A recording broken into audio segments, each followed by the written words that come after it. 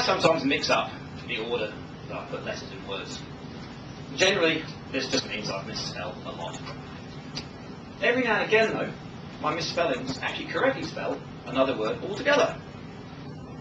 My speech title tonight is Daily Sex, a misspelling of which is my condition, dyslexia.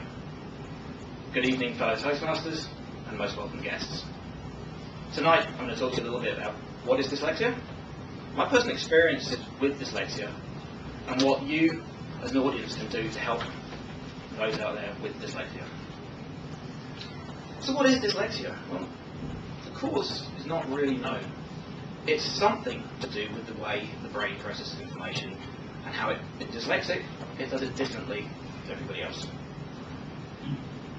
It tends to run in families, and it is a specific learning difficulty, generally making it harder for people to read and spell. You may be very surprised to learn, though, it actually affects around 10% of the population to some degree or another. And it is more prevalent in left-handers than in right-handed people.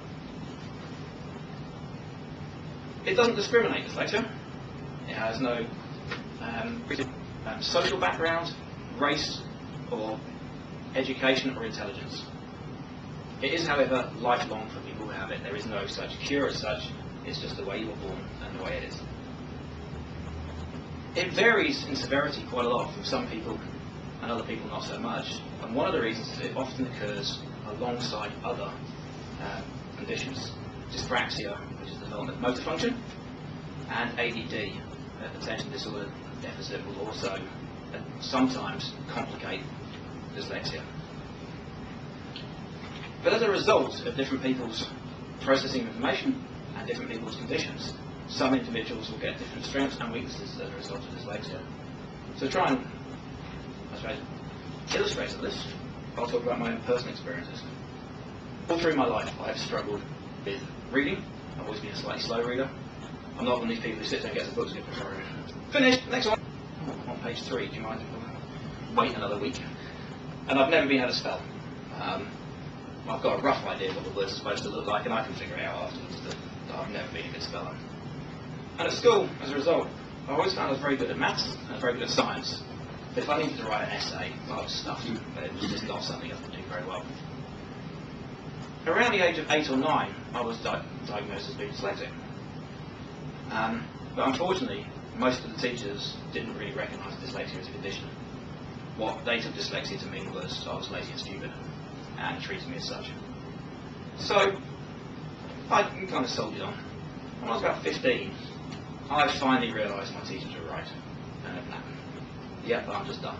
So I came home from school one day and told my dad, mate, I'm quitting school. Yeah, I'm going to become a mechanic. I think that's probably my station in life. I'm happy with that. So my dad went, okay, son. Which definitely took me aback. I'll make you a deal. Can you wait till the end of the summer holiday? Over the summer holiday, can you do a 2-week course for dyslexia over the summer and make your decision after that? And at 15, I haven't thought of getting a job for another 2 months with parental bliss. I will basically slack off for a summer, I'll do this course thing for 2 weeks, and then I'll go get a job as a mechanic. I did the 2-week course, and it absolutely changed my life. It's as simple as that. I learned really important things in those 2 weeks. Probably the first thing I learned was that dyslexic, I was not alone. I learned about some other great dyslexics who I shared my condition with. Winston Churchill, wasn't quite good company. Some bloke called Leonardo da Vinci, he was quite nice. And at the time, one of my personal favourite was Douglas Barnes of the Spitfire race, because I was a 15-year-old boy and fighter pilots just seemed the sort of thing he liked. I then went on and learned some far more practical things on the course. I learned some tricks and techniques for actually overcoming my dyslexia on a day-to-day basis. Things I could do differently, how I could approach my work differently.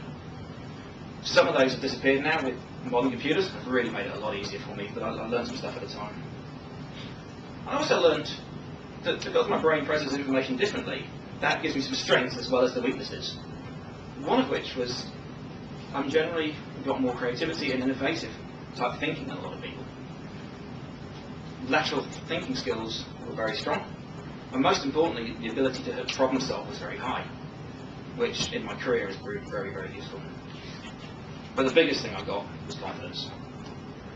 So I stayed at school, I went on and finished my schooling, I went to university and got an honours degree in mathematics.